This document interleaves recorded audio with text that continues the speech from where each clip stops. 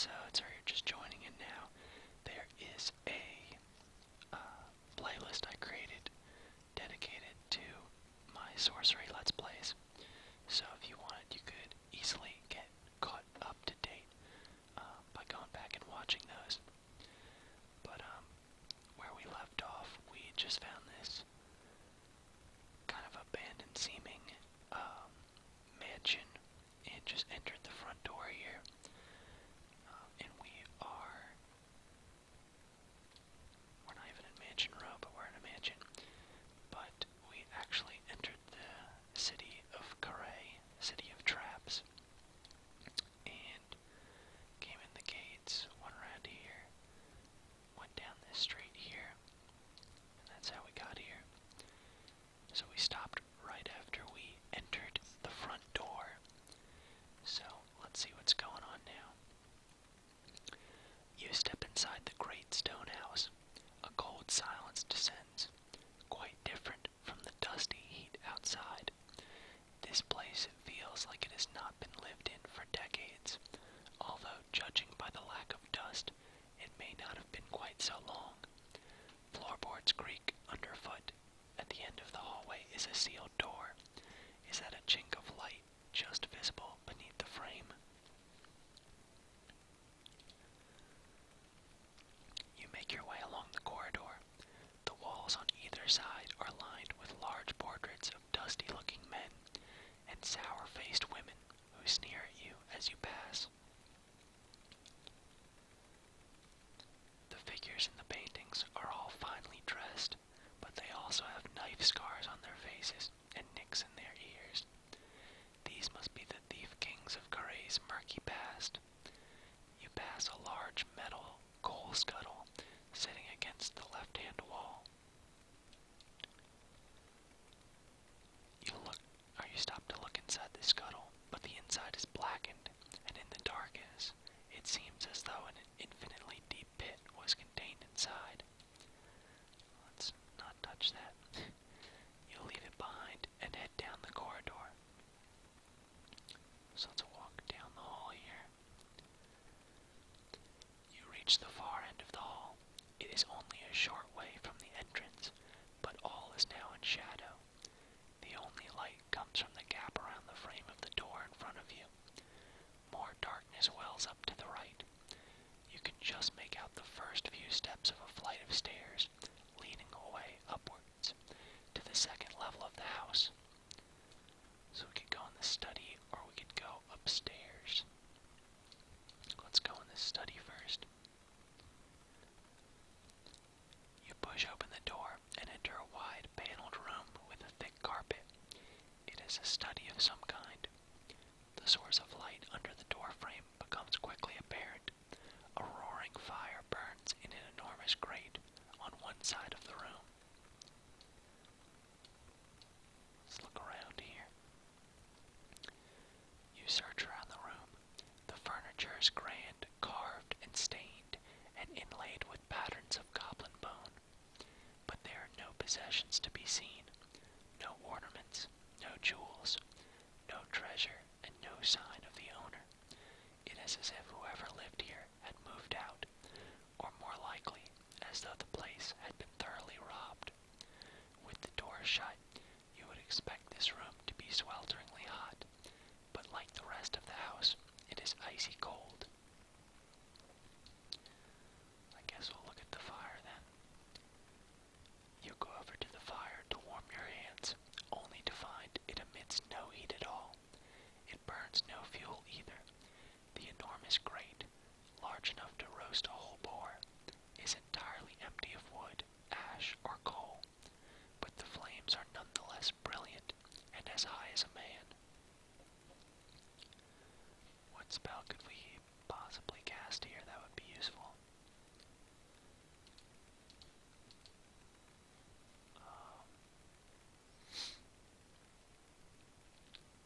I guess. Let's see. Is there anything that would be actually useful? Zap, hot, physical barrier, invisible wall, not helpful, big, no.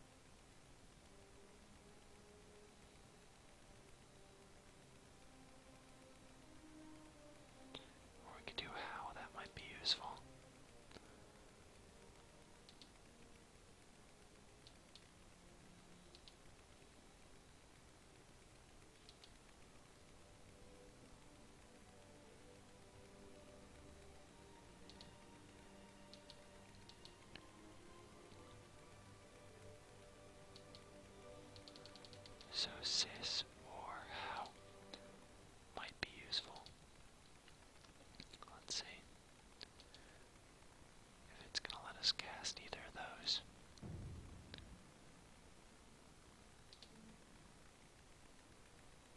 Nope. And I don't know what spells it wants, but let's just look. Peering deeper at the base of the fire, you see there's definitely nothing burning there. The flames spring into life a finger's width above the grate. They are so bright you can make out nothing beyond, but it seems that the hearth goes back some distance. Oh, we gotta do it. Stealing your courage, you duck your head and step into the grate. The flames surround you, their crackles whispering in your ears, as though you stood in a pit of snakes. But you feel no heat. Your skin does not blister, and your clothes does not ignite. You stand in the middle of the fire, like some kind of demon, and feel no ill effects at all. From here you can see that the hearth extends backwards much farther than you might expect. Is it a tunnel, or do you stand inside a trap, its jaws about to spring shut? Let's do a weird little thing here and walk forward. You creep forward across the grate, through the flames and beyond, into a low stone alcove hidden by the fire. The walls are made of solid slabs of stone, and there is nothing here. No treasure, no secret doors. On the far wall are a strange set of markings, a series of long grooves like scratches, radiating outwards from a small hole. Maybe now we can do how or something. Oh yeah, here we go.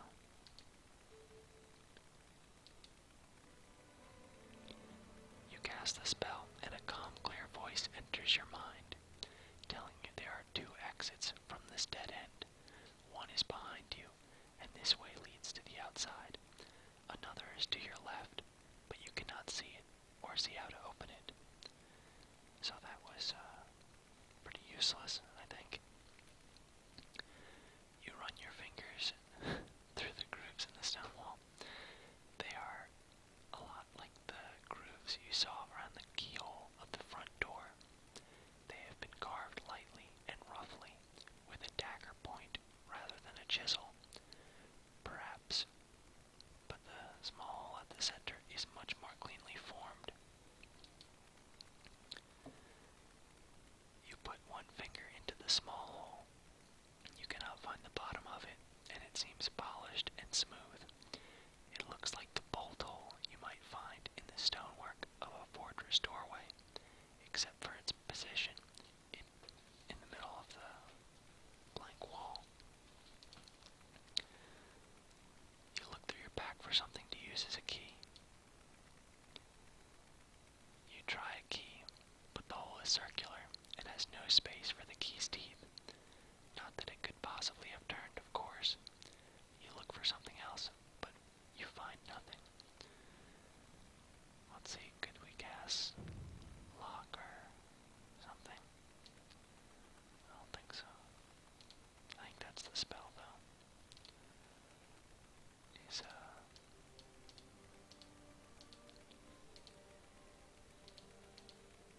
oh, it's top.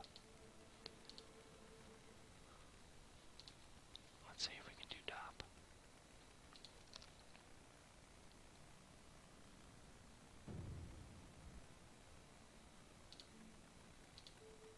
Oh yeah, let's do it. You cast the spell across the left-hand wall, as guided by the voice that spoke in your mind. For a moment, nothing happens, and then very slowly, the stones begin to move. A passageway has opened to your left. You peer through the secret passage, but can make out nothing but darkness beyond. You will have to go inside and find out what you have discovered. Oh, there's a creepy little room down here.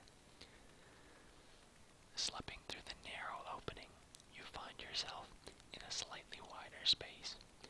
The walls are cool stone, and there are no windows, but the room is not dark. In one corner, an idol stands on a small shrine, lit by 2 candles, which burn with thin, cold flames. This place reeks of death and decay. The shrine is covered in thin, blood-soaked strips of cloth.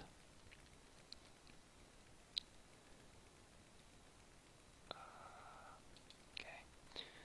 The bandages are each an arm span long and as deep as your thumb. Each is bloodied in 2 places, spaced a few fingers' widths apart. There are 30 or 40 such bandages here, running down the shrine like streamers. Someone was injured for a long time. The shrine is poor and cheap, unlike everything else in this house. It seems to have been hastily built out of uneven stones and a plank of wood, and the small statue of a fat god that sits on it has been molded from humble clay. You glance behind you, suddenly terrified that the secret door might swing shut and leave you trapped in this place.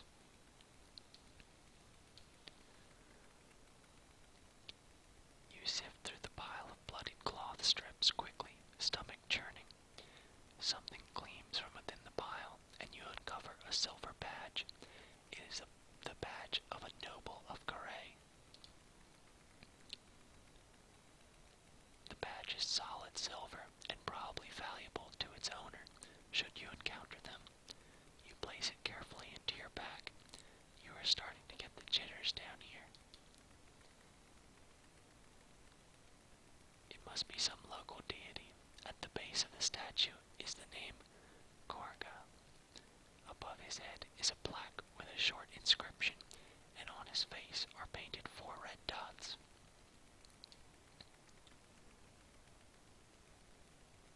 The inscription is scrawled as though in the hand of a child. You have to squint to read it. Give me back my eyes. The dots on the idol seem to have been daubed with a fingertip.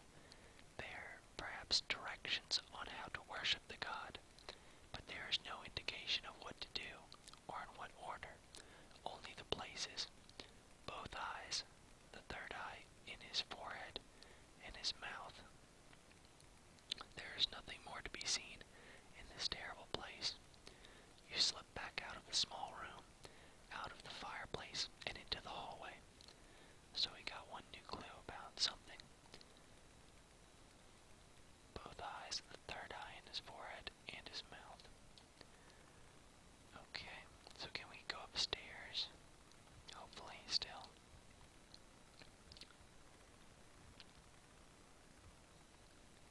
Compared to the little room you have just left, the dark and empty hallway seems welcoming and friendly, but not so much that you plan to linger. So we'll climb these stairs here. You place your foot on the first step of the stairwell, and suddenly it begins to move. Is it alive? Some kind of thin, flat beast? Or is it a trap?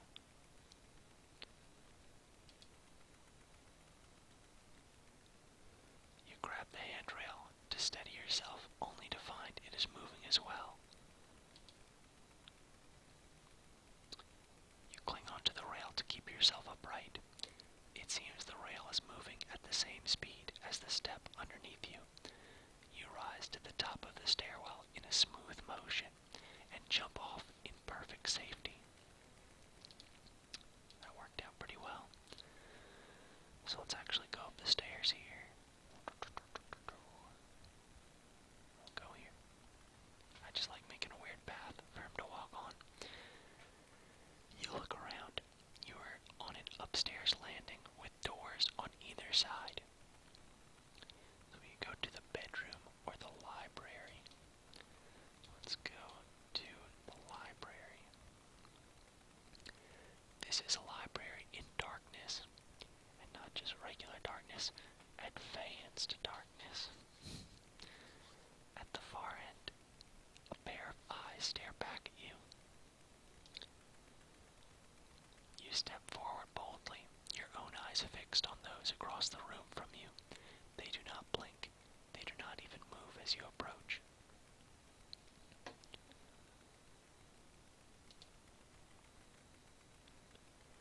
You stop and try to stare the creature out. It is agonizing work. A minute goes by, and still neither of you have blinked. You keep staring until your eyes begin to ache. The eyes do not react. Then you see why.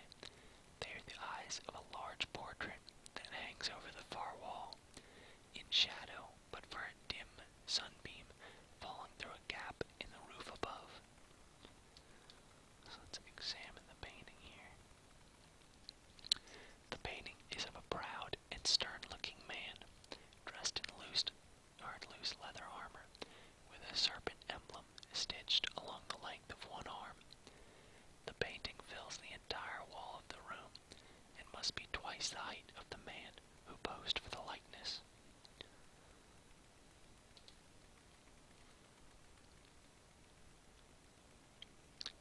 You raise one corner of the frame from the wall and peer up behind it, but it is too dark to see if there is anything hidden there. The eyes of the painting seem to follow you as you move.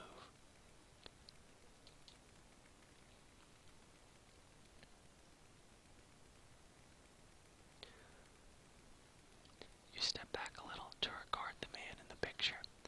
The most striking thing about him are his eyes, cold and cruel. They seem to gleam with cunning and the will to survive. They are the eyes of a man who would harm you if it suited him, knowing full well what it was he did. Otherwise, he stands tall and proud, with one hand on the hilt of a sword, and the other wielding a tiny dagger. Everything about him reeks of power and of threat. The picture must be of the man that lived in this house. For anyone else, it would surely cast too long a shadow to live beneath. You grab the base of the painting between outstretched hands, then heft the frame up and off the hook that holds it to the wall. There's a moment when you think you have it under control. Then you're holding the true weight of the picture and begin to stagger backwards. You backpedal across the room, trying to keep your balance. The painting threatens to topple at any moment. If you can just get turned around, you'll be able to lean the painting against the wall.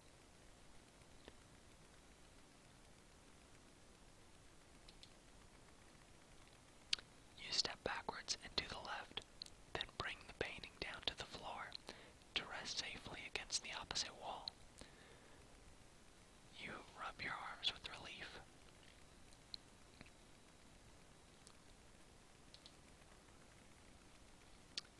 With the painting tilted against the side wall, you are able to slip around and look at the back of the canvas in the weak light that trickles in through the door. It is unremarkable, with just a single inscription near the middle of the canvas: Vita, 7th Noble of Carre. The painting looks like a noble, all right, or at least, it looks the painting a noble would have made of themselves. You look over the wall where the painting had hung, but there is nothing else of interest, just its dark outline. You turn your attention from the portrait. There is nothing else in the room. So we got one clue. And can we actually look at clues? Cork is 3 eyes. Left eye, right eye. Okay.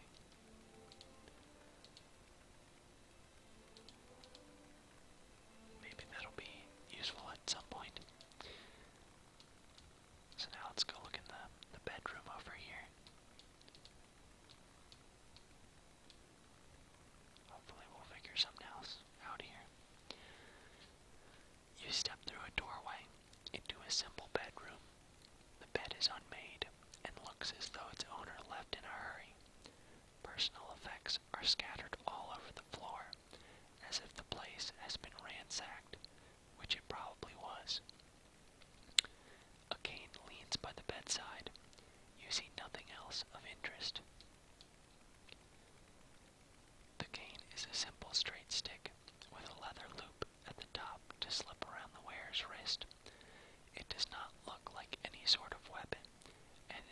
does not appear to be magic.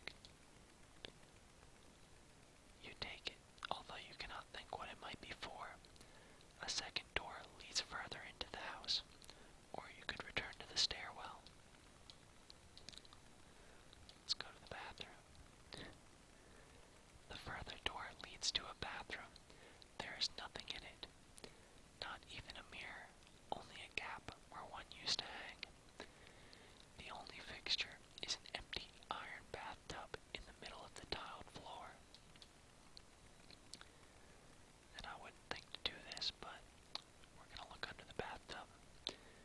You crouch down and peer under the bath. Something darts at your face and you leap back. You crouch down again and peer under the bath a second time, just in time to see a rat disappearing through a crack in the floorboards. You head out of the small room. That was uneventful. I think we're done here. Nothing more to explore.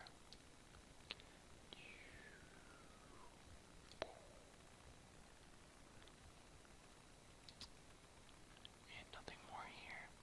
We can leave the house. This house is home now only to ghosts. You hurry back out the door into the sunshine of the front garden.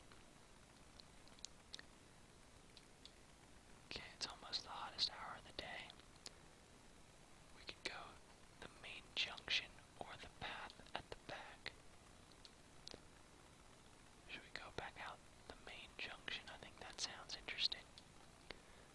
What's, the things that, whoa, that was weird. Okay, so we're back here. And we'll follow the main road here. You follow the road past the grand house. A side road appears on the left. Let's look in here. Looking left, you see an arch, and beyond that a wide yard. As you watch, a guardsman walks past. Well, I guess there's no going back now. You slip through the arch into a wide yard. Suddenly you freeze. There is not one guard here, but hundreds. You have walked straight to the training ground of the city guard. A captain is calling out orders at the front. We must be ready, men. The council is nowhere to be seen. The city is leaderless, and all our intelligence says that tonight is the night that Vic and his teeth will try to take the city. The guard let up a rallying cry of disapproval. You have not yet been spotted. A spell might be helpful here.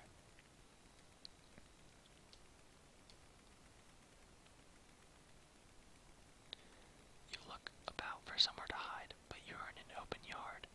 The only place is by the arch, and by the time you have spun about, someone has spotted you. Here, cries a guard. Captain, trespasser.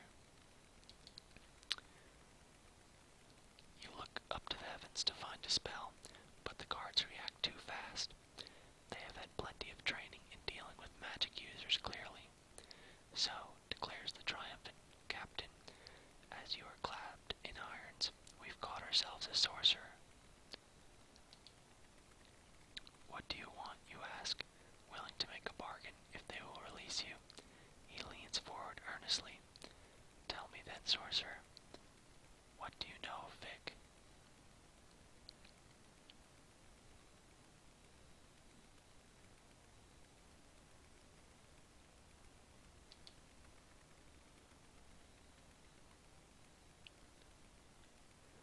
I don't know, what do you know of him? The captain smiles an icy smile. You'll find that I ask the questions here, and you answer them. That way you don't die. I'm new in town. No one is new in Corray, the captain replies, though I did hear a rumor that 2 people tried to break through the gate yesterday, but my men assured me they were killed. Your men lied, you reply. I am from Analand. Listen to me, the captain growls. I can lock you up if I want to. I can lock you up and throw away the key. If I want to, I can lock you up and have the key melted down into an arrow and then shoot you with that arrow. So you'd better start telling me everything.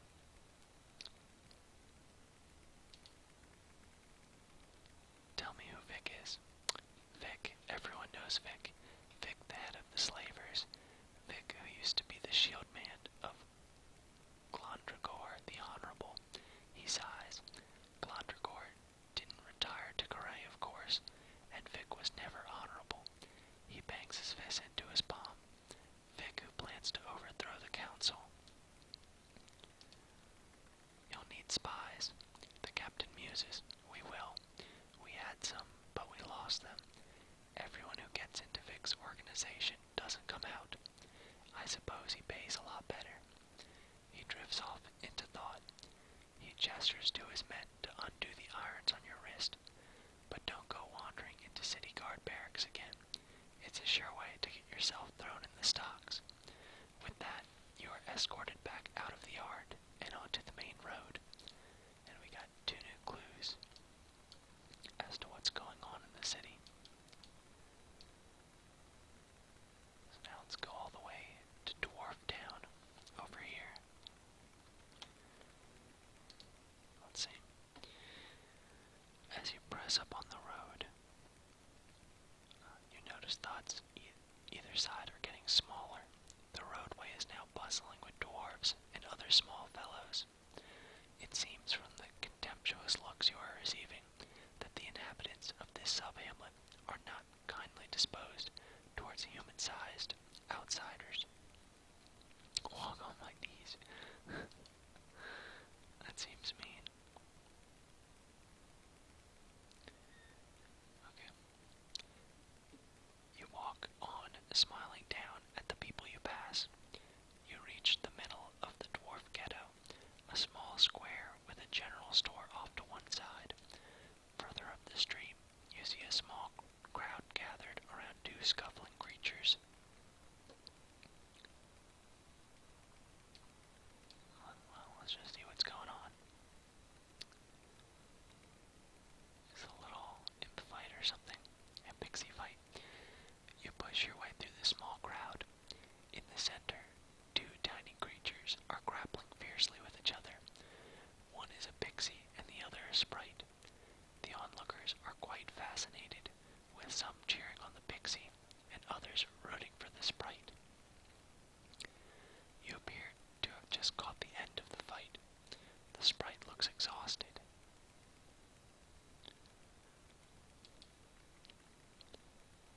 You watch the fight. It doesn't last long. The sprite goes for the pixie with a tiny arm lock.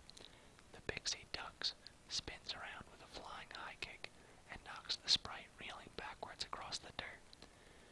With a hop, skip, and a jump, the pixie is sitting on the fallen sprite's chest, with 2 fingers up its nostrils.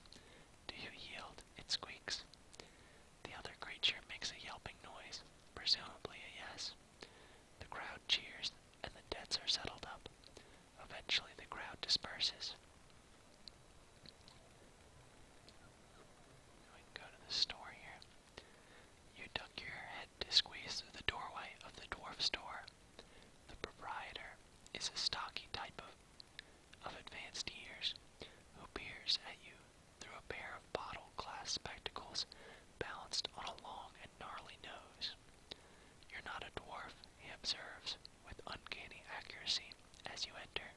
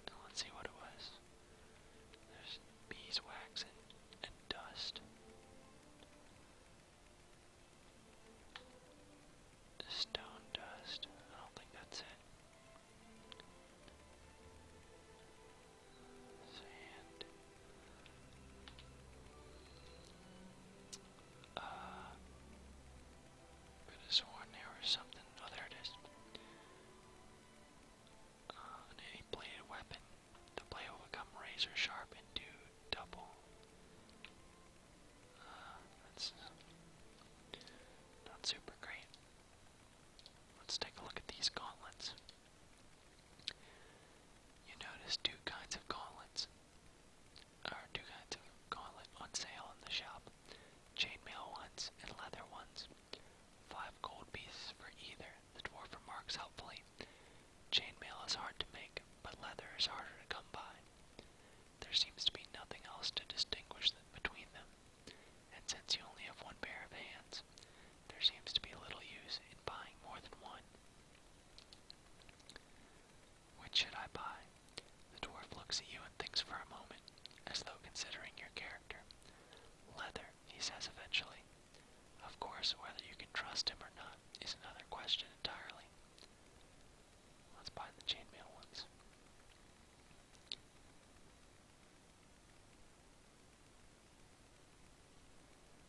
You hand over 5 gold pieces and place the chainmail gauntlets onto your wrists. You suddenly feel more skillful and proficient in your sword arm. But is that sensation an illusion? You cannot be sure. The dwarf points at the file of dust. You should consider buying that, he remarks. No one else has. What is it? You lift the file of dust from its place on the shelf and turn it over in your hand. It sparkles a little in the light. 3 gold pieces, calls the dwarf, but you cannot tell what it is. Okay. Okay, you hand over 3 gold pieces and take the file. Then you open the stopper and look inside. It does not contain dust, but sand. Oh, it's for a spell. Should we see which spell that was for? That was for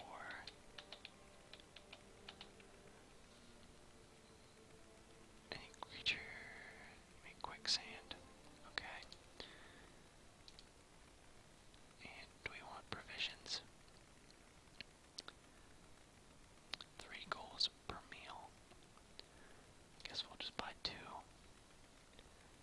And then we should be good. That's enough for me, you say. The dwarf nods. A pleasure doing business with you, he replies. You head back into the sunlight and stretch to your full height. Spent a lot of money there, but hopefully worth. You follow the road up a gentle rise towards a building with a large domed roof. All the various alleys seem to converge on it, and it is thronged with people.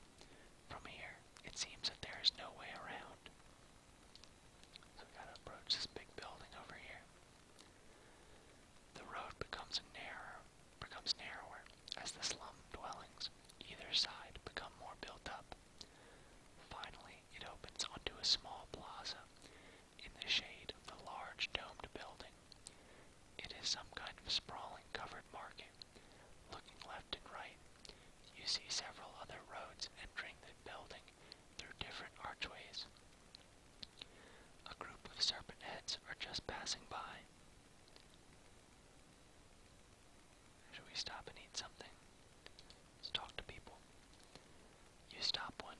Greetings, you begin. What is this place? The serpent head looks back at you, unimpressed. It's the artist's quarter. They have to have a roof over them, or their paints run and they complain. Nothing worse than a complaining artist, remarks the second creature. Okay. Thank you. You're welcome, replies the first serpent head, who appears to speak quite normally. But I'll give you a tip. Don't pose for any pictures. You'll regret it. With that, the serpent heads march away inside the building. The market seems a confusing place. Various tracks head off into bushes near the walls. You may be able to find a way around it after all. So go around the market or go through.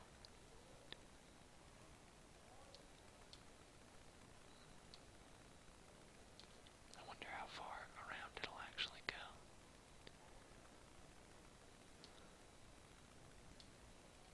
Maybe we'll go that way. The market is no doubt a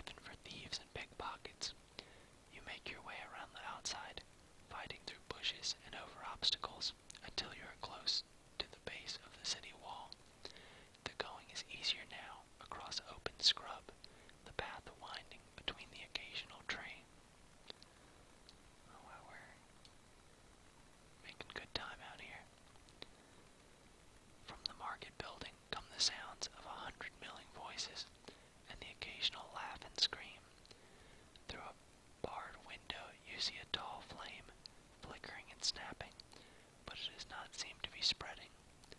A crow circles the wall to your left. Crows feast on carrion, and this bird is circling just above the wall. Has something tried to attack the city and been shot down by the guard, or did someone try to escape that way? Shading your eyes and looking up at the wall, you see a single guardsman standing with his bow ready. He is aiming at something in the fields beyond the city. You keep going across the scrub. Now we're getting back into the town here. You emerge from a small stand of trees to the back of a set of low buildings from which you hear voices. An alley leads back into the main city.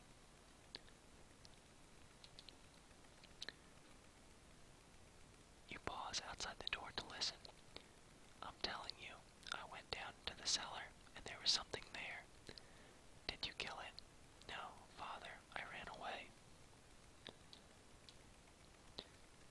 This is unlikely to be important, but it is intriguing nonetheless.